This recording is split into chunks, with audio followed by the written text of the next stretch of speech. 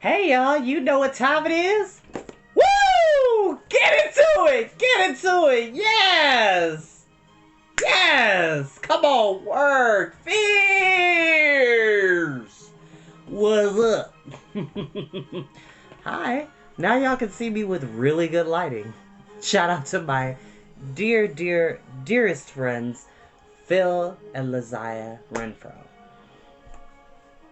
Respect to Laziah Renfro Garcia, just say. But yeah, we're back with story time.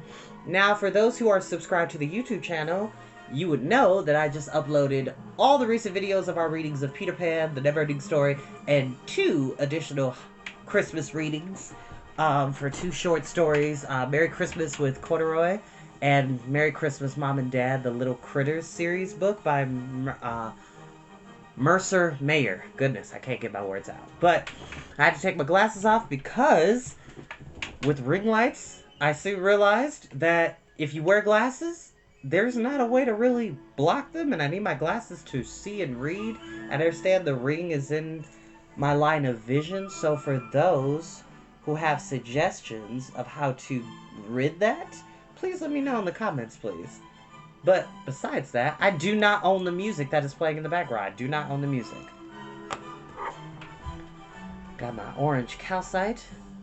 It is beautiful. Oh, somebody's tuning in. Well, I actually like how this is set up. So y'all can see me. We're still close. We're still here. But I had to get an upgrade, and I'm very grateful for my Christmas gift. Oh, hi, Ma! How's it going? Hopefully you can see me.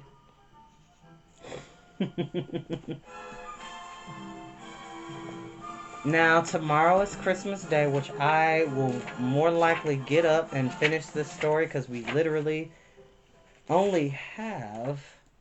We're only going to read 2 chapters today, but we only have 17 chapters total. We're on chapter 14 right now. We're almost done. Pretty much at the home stretch. That's the phrase I was looking for. I couldn't get my words out. I need to get my glasses tightened because they keep slipping off. But also, I have a new addition into my library. It's an Africa folklore called The 7 Spools of Thread. A Kwanzaa story by Angela Shelf Medeiros. So basically, it's a story that kind of talks about the 8 principles of Kwanzaa. Excuse me, 7 principles. Wow, Chris, get it together. 8 nights of Hanukkah, 7 principles of Kwanzaa. There we go. I know for a fact that Kuumba, creativity, is definitely one of my favorite principles of Kwanzaa. Shout out to Olivet Institutional Baptist Church for instilling the importance and significance of Kwanzaa to me as a child growing up in inner city Cleveland. We will read this because, fun fact, Kwanzaa is the day after Christmas. So, we will definitely read that. And I'm trying to find, and I'm going to do more research, I'm trying to find a 3 Kings Day themed children's book. Now, for those who don't know what 3 Kings Day is, it is definitely a thing that we participated in at my home church back in Cleveland. Basically, 3 Kings Day is to commemorate the 3 wise men that came to visit upon Jesus as a young babe and gave forth their gifts. It's actually a pretty fun little tidbit that I learned about in school as well as at church. So, yay, cool stuff. Hi, Paige. Hi, sweetie.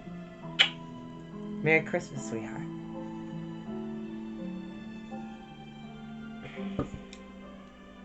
Now, without further ado... Oh, that's pretty. This is actually from Ambient Worlds. So I have 2 YouTubers I frequently go to. That's Adrian Von Ziegler, who is amazing. And then there's Mr. Ambiance and Ambient Worlds. They always have really incredible musical selections from different movies, anime, TV shows, anything, cartoons, anything you could think of. And it works really, really well. So without further ado, we will begin with our story. Chapter 14.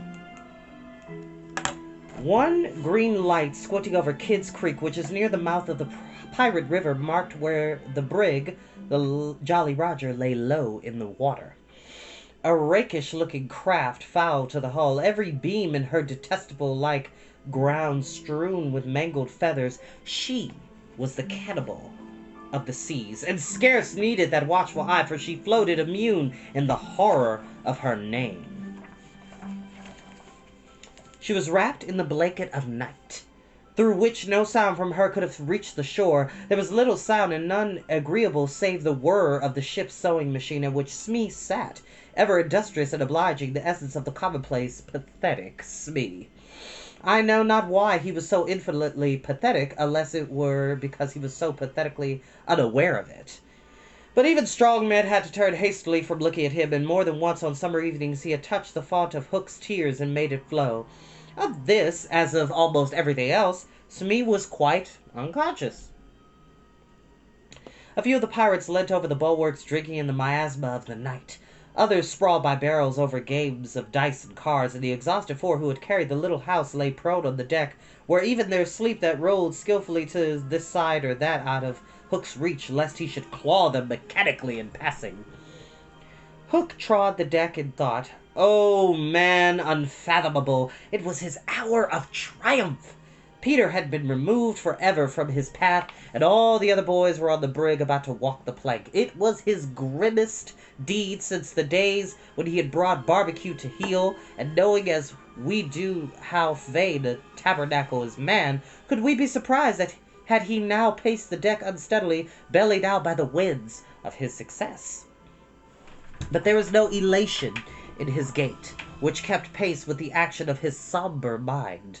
Hook was profoundly dejected. He was often thus when communing with himself on board ship in the quietude of the night. It was because he was so terribly alone. This inscrutable man never felt more alone than when surrounded by his dogs. They were socially so inferior to him. Hook was not his true name. To reveal who he really was would even at this day see the country in a blaze. Oh, excuse me. Oh, excuse me. Hay fever.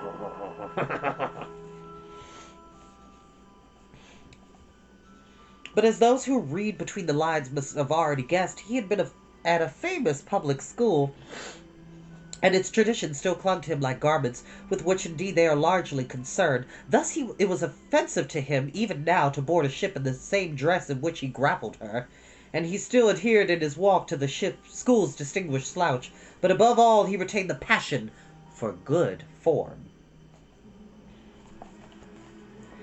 Good form! However much he may have degenerated, he still knew that this is all that really matters. From far within him he heard a cracking as of rusty portals, and through them came a stern tap-tap-tap, like hammering in the night when one cannot sleep. "Have you been good form today?" was their eternal question. "Fame, fame, that glittering bauble, it is mine!" he cried. "It is good form to be distinguished at anything," the tap-tap from his school replied. "I am the only man who barbecue feared," he urged, "and Flint himself feared barbecue." "Barbecue, Flint? What house?" came the cutting retort. Most disquieting reflection of all, was it not bad form to think about good form? His vitals were tortured by this problem. It was a claw within him, sharper than the iron one. As it tore him, the perspiration dripped down his tallow countenance and streaked his doublet. Oft times he drew his sleeve across his face, and there was no dampening that trickle. He's just sweating bullets because he wants to be a distinguishable... He is a pirate, but he is a gentleman first. That's the thing about Captain Hook, is that he is a pirate, but he is a gentleman of above all things.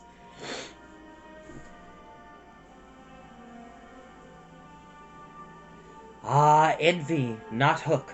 There came to him a presentiment of his early dissolution.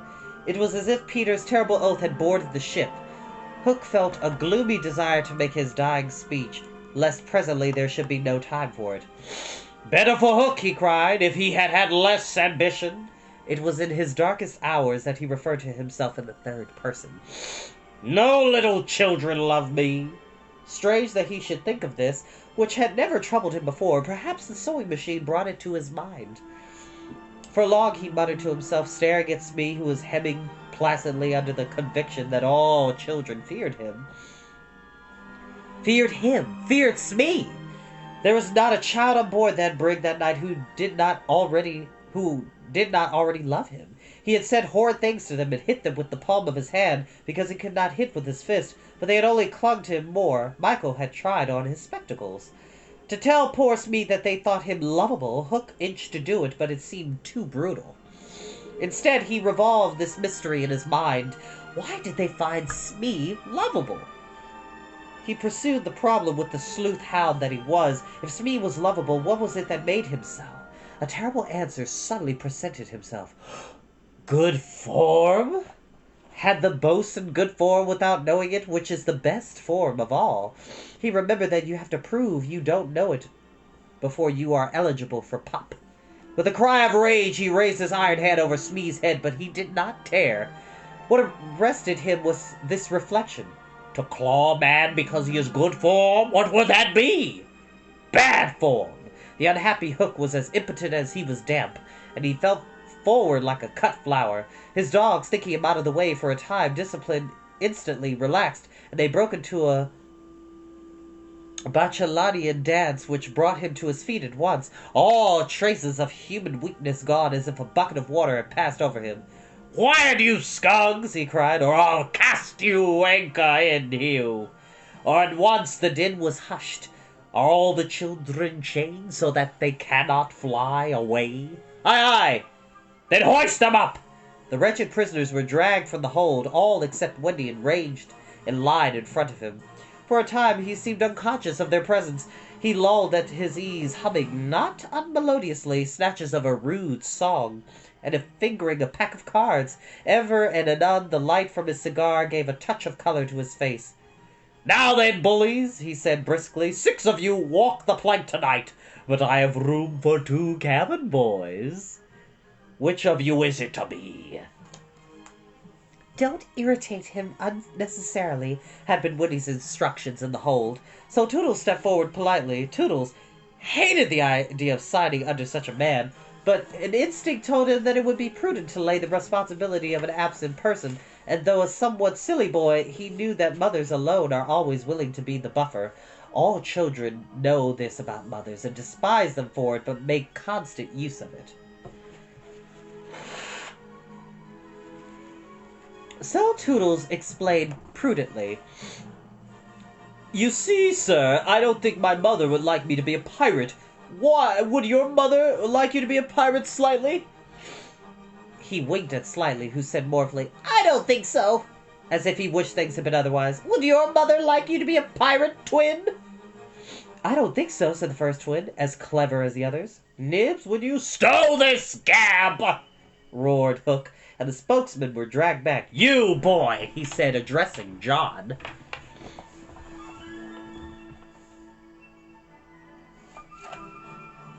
"You look as if you had a little pluck in you. Didst never want to be a pirate, Mahati?"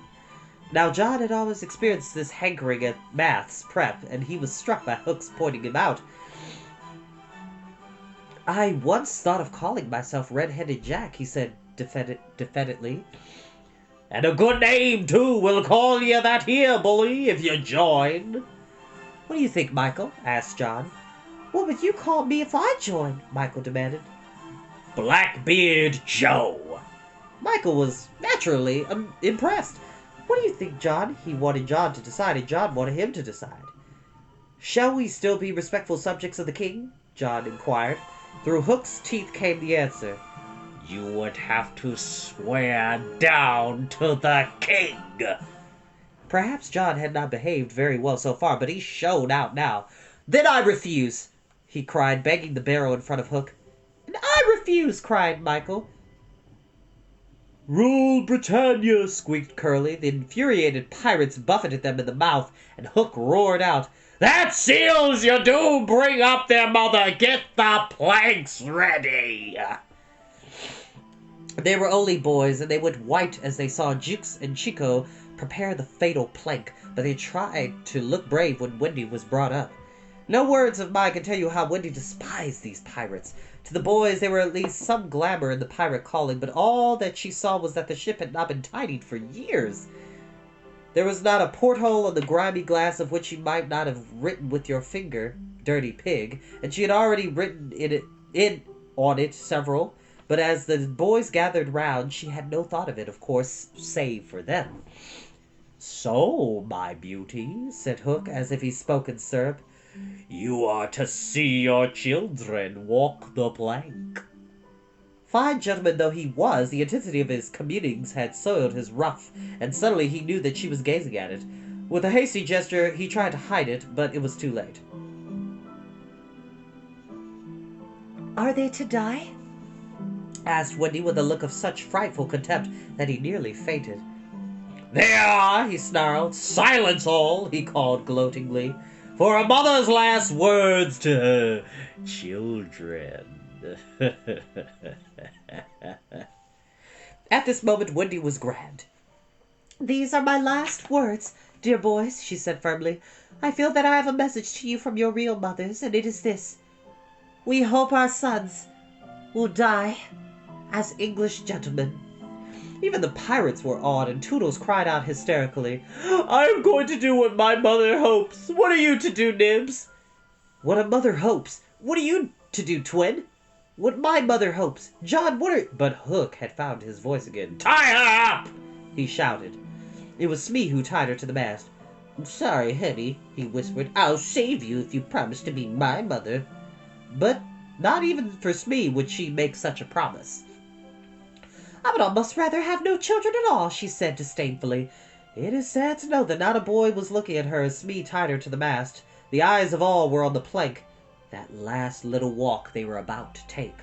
They were no longer able to hope that they would walk it manfully, for the capacity to think had gone from them. They could stare and shiver only. Hook smiled on them with his teeth closed, and took a step forward Wendy.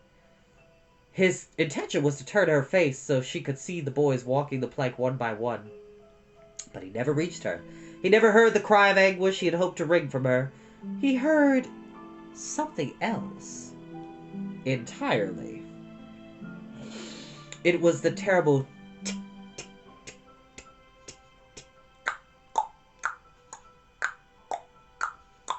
The terrible tick-tock of the crocodile. They all heard it. Pirates, boys, Wendy, and immediately every head was blown in one direction, not to the water whence the sound proceeded, but toward Hook. All knew that what was about to happen concerned him alone, and that from being actors they were suddenly become spectators. Very frightful was it to see the change that came over him, as if he had been clipped at every joint. He fell in a little heap. The sound came steadily nearer, and in advance of it came this ghastly thought, "The crocodile is about to board the ship!" Even the iron claw hung inactive, as if knowing that it was no intrinsic part of what the attacking force wanted. Left so fearfully alone, any other man would have lain with his eyes shut where he fell, but the gigantic brain of Hook was still working, and under its guidance he crawled on his knees along the deck as far from the sound as he could go.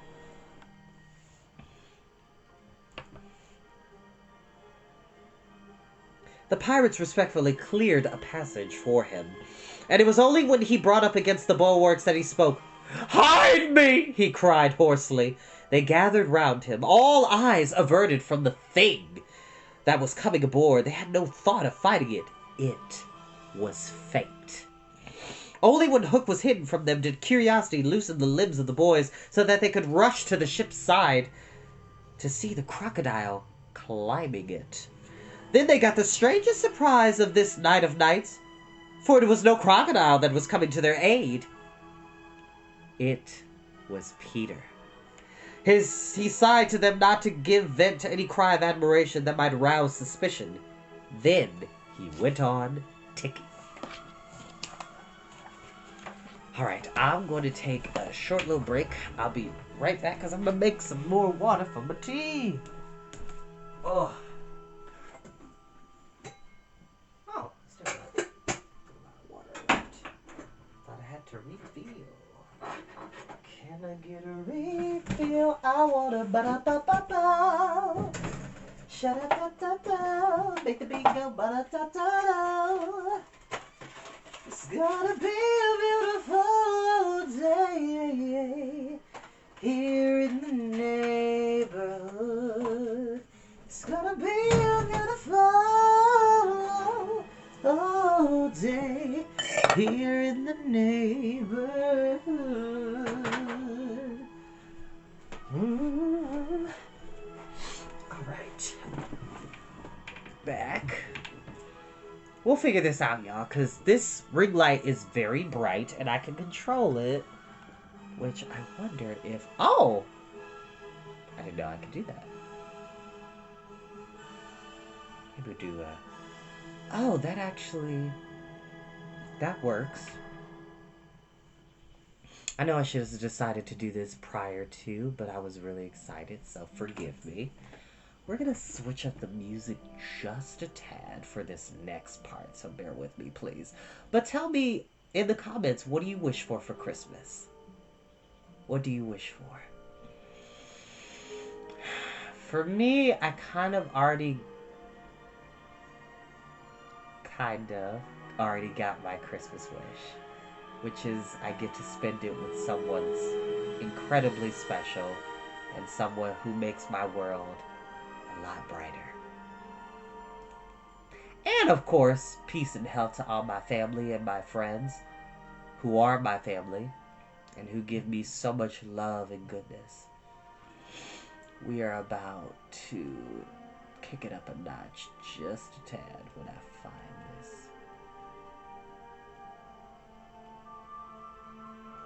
Oh, okay, that works. Okay.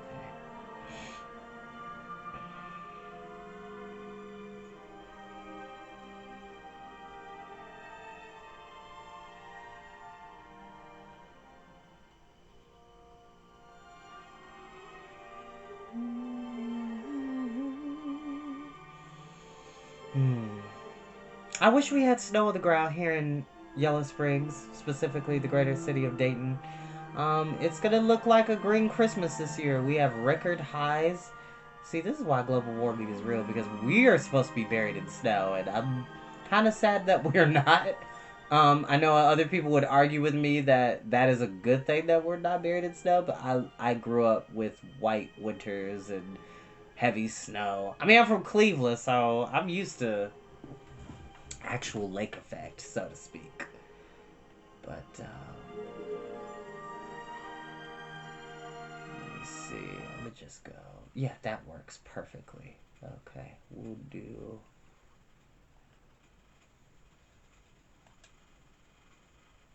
Take a seat.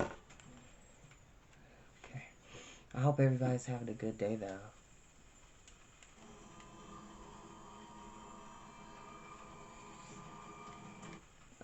It's not gonna work. But we're almost there. And it sounds like the water for the tea is ready.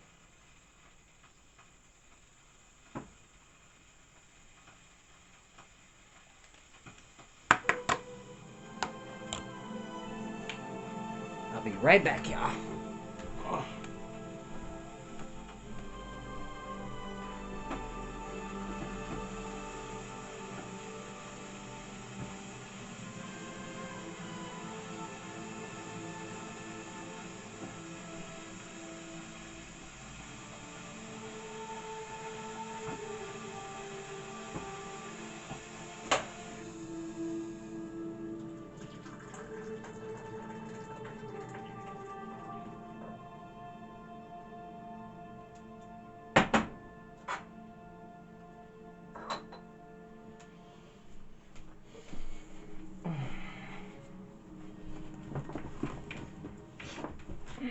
Because I'm going to let that brew. While we're doing that, we will continue on to the next chapter. Chapter 15. Hook or me this time.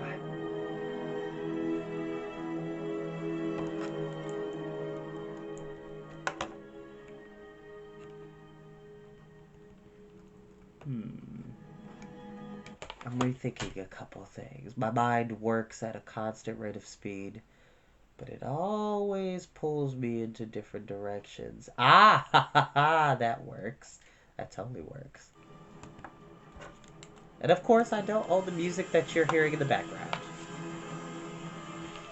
Odd things happen to all of us in our own way through life without our noticing for a time that they have happened.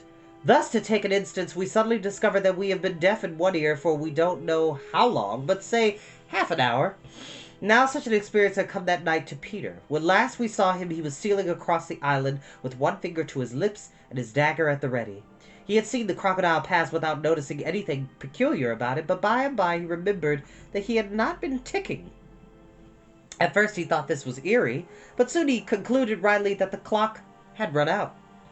Without giving a thought to what might be the feelings of a fellow creature thus abruptly deprived of its closest companion, Peter at once considered how he could turn the catastrophe to his own use, and he decided to tick, so that wild beasts should believe he was the crocodile and let him pass unbothered. He ticked superbly, but with one unforeseen result.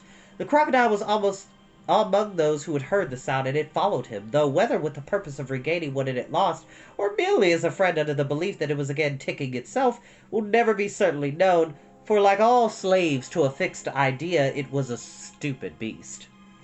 Peter reached the shore without mishap and went straight on, his legs encountering the water as if quite unaware that he had entered a new element. Thus many animals pass from land to water, but no other human of whom I know. As he swam, he had but one thought: Hook or me this time. He had ticked so long that he now went on ticking without knowing what he was doing. Had he had known, he would have stopped, for to board the brig by the help of the tick, though an ingenious idea, had not occurred to him. On the contrary, he thought he had scaled her side as noiseless as a mouse, and he was amazed to see the pirates cowering from him, with Hook in their midst, as abject as if he had heard the crocodile. The crocodile! No sooner did Peter remember it than he had heard the ticking. At first he thought the sound did come from the crocodile, and he looked behind him swiftly, and he realized that he was doing it himself. And in a flash he understood the situation. How clever of me, he thought at once, and signed to the boys not to burst into applause. It was at this moment that Ed Tinte, the quartermaster, emerged from the forecastle and came along the deck. Now, reader, time what happened by your watch. Just gotta time this. Peter struck true and deep. John clapped his hands on the ill-fated pirate's mouth to stifle the dying groan. He fell forward. 4 boys caught him to prevent the thud. Peter gave the signal, and the carrion was cast overboard. There was a splash, and then silence. How long has it taken? 1. Slightly had begun to count. None too soon, Peter, every inch of him on tiptoe, vanished into the cabin, for more than one pirate was screwing up his courage to look around. They could hear each other's distressed breathing now, which showed them that the more terrible sound had passed. "It's gone, Captain," Smee said, wiping his spectacles. "All still again." Slowly Hook let his head emerge from his ruff, and listened so intently that he could have caught the echo of the tick. There was not a sound, and he drew himself firmly to his full height. "Then here's to Johnny Plank," he cried brazenly, hating the boys more than ever because they had seen him unbend. He broke into the villainous ditty. Yo-ho, the frisky Plank.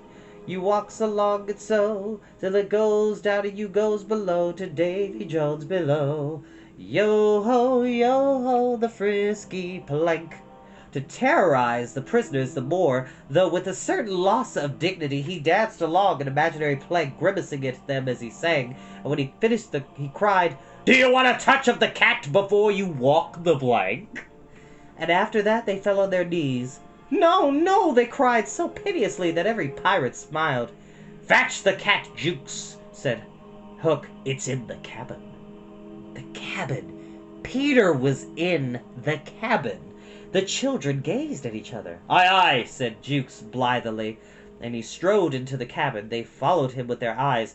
They scarce knew that Hook had resumed his song, his dogs joining in with him. Yo-ho, the scratching cat. Its tails are 9, you know, and when they're right, upon your back. What was the last line will never be known, for all of a sudden the song was stayed by a dreadful screech from the cabin. Ah! He wailed through the ship and died away.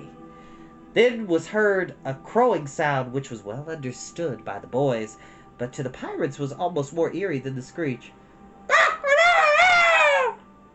"What was that?" cried Hook. "Two," said Slightly solemnly. The Italian Cieco hesitated for a moment and then swung into the cabin. He tottered out haggard. "What's the matter with Bill Jukes, you dog?" hissed Hook, towering over him. "The matter with him is he's dead, stabbed," replied Chico in a hollow voice. "Bill Jukes dead?" cried the startled pirates. "The cabin's as black as a pit," Chico said, almost gibbering. But there is something terrible in there, the thing you heard crowing." The exultation of the boys, the lowering looks of the pirates, both were seen by Hook. "Chico," he said in his most steely voice, "go back and fetch me out that doodle-doo." Chico, bravest of the brave, cowered before his captain, crying, "No, no!" But Hook was purring to his claw. "Did you say you would go, Chieko?" he said musingly. Chieko went, first flinging up his arms despairingly. There was no more singing. All listened now, and again came a death screech, and again a crow. "Ah!" No one spoke except Slightly. "3," he said. Hook railed and rallied his dogs with a gesture. "'Sdeath and odds fish!" he cried. "Who is to bring me that doodle-doo?" "Wait till Chieko comes out," cried Starkey, and the others took up the cry.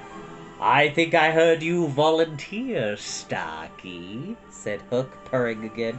"No, by thunder!" Starkey cried. "My Hook thinks you did," said Hook, crossing to him. "I wonder if it would not be advisable, Starkey, to humor the Hook." "I'll swing before I go in there," replied Starkey doggedly, and again he had the support of the crew. "Is it mutiny?" asked Hook more pleasantly than ever. "Starkey's ringleader?" "Captain, mercy!" Starkey whimpered, all of a tremble now. "Shake hands, Starkey," said Hook, proffering his claw. Starkey looked round for help, but all deserted him as he backed Hook advanced. And now the red spark was in his eye. With a despairing scream, the pirate leapt upon Long Tom and precipitated himself into the sea. "4," said Slightly. "And now," Hook said courteously, "did any other gentleman say mutiny?" Seizing a lantern and raising his claw with a menacing gesture, "I'll bring out that doodle-doo myself!" And he sped into the cabin. 5? How Slightly longed to say it. He wetted his lips to be ready, but Hook came staggering out without his lantern. "Something blew out the light," he said a little unsteadily. "Something?" echoed Mullins. "What of Chieko?" demanded Noodler. "He's as dead as Jukes," said Hook shortly. His reluctance to return to the cabin impressed them all unfavorably, and the mutinous sounds again broke forth. All pirates were superstitious, and Cookson cried, "They do say the surest sign a ship's accursed is when there's one on board more than can be accounted for." "I've heard," muttered Mullins, "he always boards the pirate craft at last. Had he a tail, Captain?"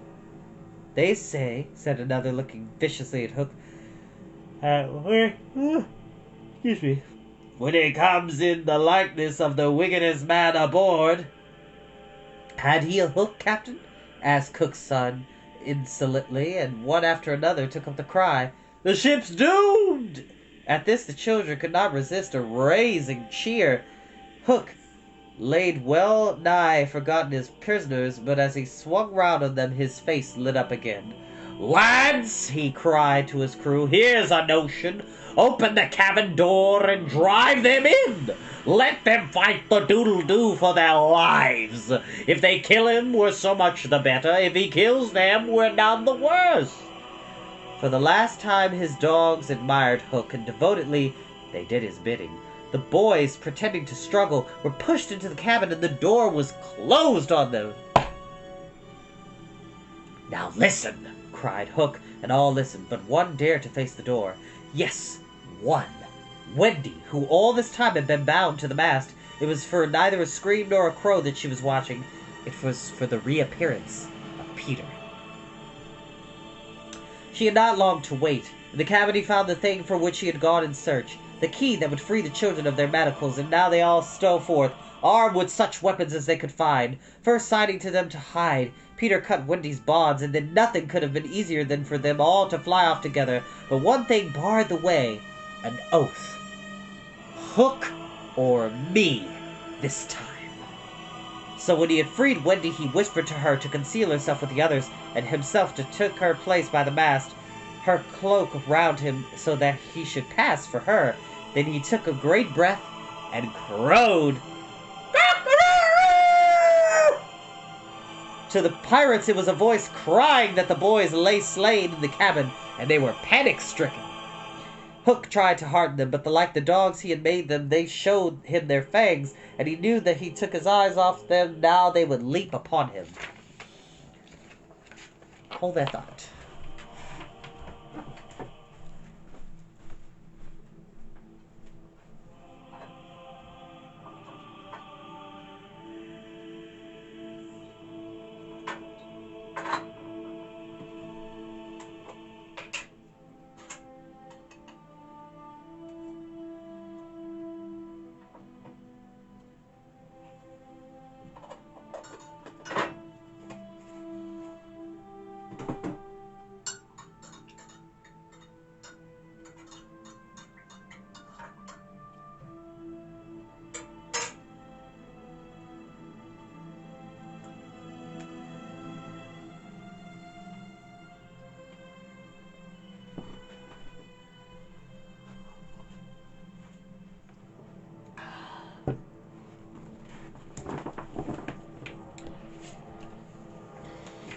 "Lads," he said, ready to cudgel or strike as need be, but never quailing for an instant, "I've thought it out. There's a Jonah aboard."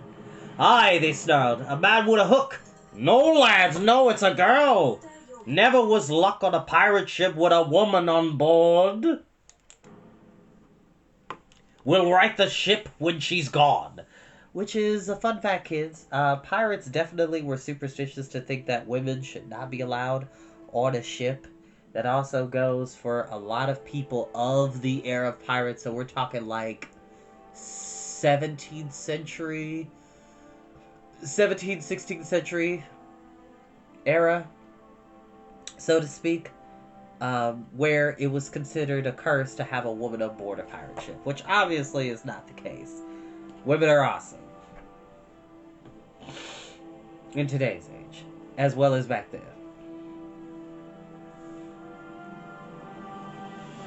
Some of them remembered that this had been a saying of Flint's. "It's worth trying," they said doubtfully. "Fling the girl overboard!" cried Hook, and they made a rush at the figure in the cloak. "There's none who can save you now, missy!" Mullins hissed jeeringly. "There's one," replied the figure. "Who's that?" "Peter Pan, the Avenger!" came the terrible answer, and as he spoke, Peter flung off his cloak. Then they all knew who it was that had been undoing them in the cabin, and twice Hook essayed to speak, and twice he failed. In that frightful moment, I think his fierce heart broke. At last he cried, "Cleave into the brisket!" but without conviction. "Down, boys, and at them!" Peter's voice rang out, and in another moment the clash of arms was resounding through the ship.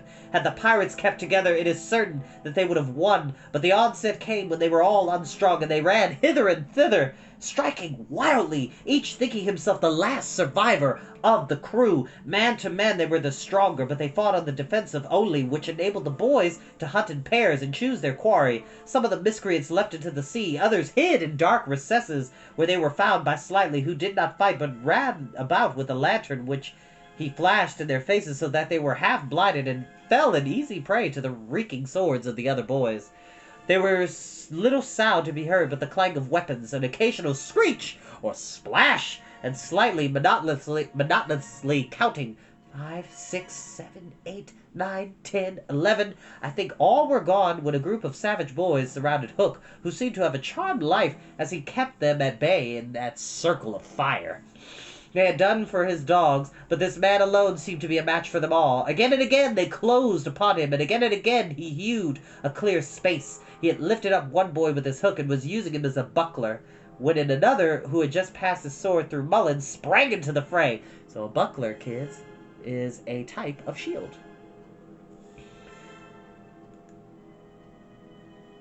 "Put up your swords, boys," cried the newcomer. "This man is mine." Thus suddenly Hook found himself face to face with Peter. The others drew back and formed a ring round them.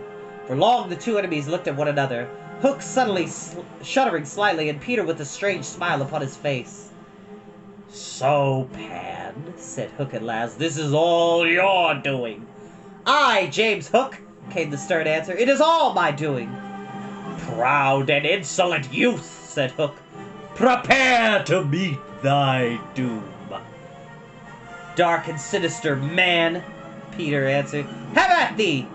Without more words they fell to, and for a space there was no advantage to either blade. Peter was a superb swordsman, and parried with dazzling rapidity. Ever and anon he followed a feint with a lunge that got past his foe's defense, but his shorter reach stood him in ill stead, and he could not drive the steel home. Hook, scarcely his inferior in brilliancy, but not quite so nimble in wrist play, forced him back by the weight of his onset.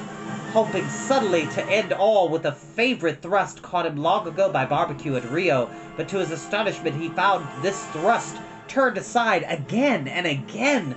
Then he sought to close and give the quietus with his iron hook, which all this time had been pawing the air, but Peter doubled under it and lunging fiercely, pierced him in the ribs. At sight of his own blood, whose peculiar color, you remember, was offensive to him, the sword fell from Hook's hand, and he was at Peter's mercy.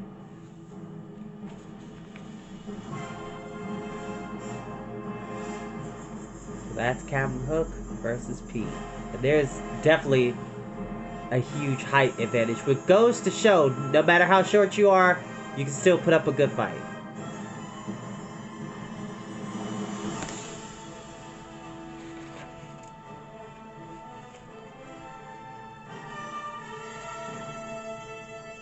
"Now!" cried all the boys. But with a magnificent gesture, Peter invited the opponent to pick up his sword. Hook did so instantly, but with a tragic feeling that Peter was showing good form. Hitherto he thought it was some fiend fighting him, but darker suspicions assailed him now. "Pan, who and what art thou?" he cried huskily. "I am youth. I am joy," Peter answered at a venture. "I am a little bird that has broken out of the egg." This, of course, was nonsense, but it was proof to the unhappy Hook that Peter did not know in the least who or what he was, which is a very spectacle of good form. "To it again," he cried despairingly. He fought now like a human flail, and with every sweep of that terrible sword would have severed in twain any man or boy who obstructed it. But Peter fluttered around him as if the very wind it made blew him out of the danger zone, and again he darted in and pricked. Hook was now fighting, now without hope. That passionate breast no longer asked for life, but for one boon it craved, to see Peter's bad form before it was cold forever.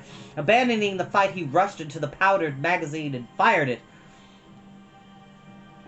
"In 2 minutes," he cried, "the ship will be blown to pieces." Now, he thought, true form will show. Peter issued from the powder magazine with the shell in his hands and calmly flung it overboard. What sort of form was Hook's himself showing? Misguided man though he was, he may be glad, without sympathizing with him, that in the end he was true to his traditions of his race. The other boys were flying around him now, flouting scornful, as he staggered about the deck, striking up at them impotently. His mind was no longer with them, and it was slouching in the playing fields of long ago, or being sent up for good, or watching the wall game from a famous wall. And his shoes were right, and his waistcoat was right, and his tie was right, and his socks were right. James Hook, though not wholly unheroic figure, farewell, for we have come to his last moment. Seeing Peter slowly advancing upon him through the air with dagger poised, he sprang upon the bulwarks to cast himself into the sea. He did not know that the crocodile was waiting for him. He did not know that the crocodile, for we purposefully stopped the clock that this knowledge might be spared him, a little mark of respect from us at the end. He had one last triumph, which I think we need not grudge him. As he stood on the bulwark looking over his shoulder at Peter gliding through the air, he invited him with a gesture to use his foot, and made Peter kick instead of stab. At last Hook had got the boon for which he craved. "Bad form," he cried, jeering, and went content to the crocodile. Thus perished James Hook. 17! Slightly sang out, but it was not quite correct in his figures.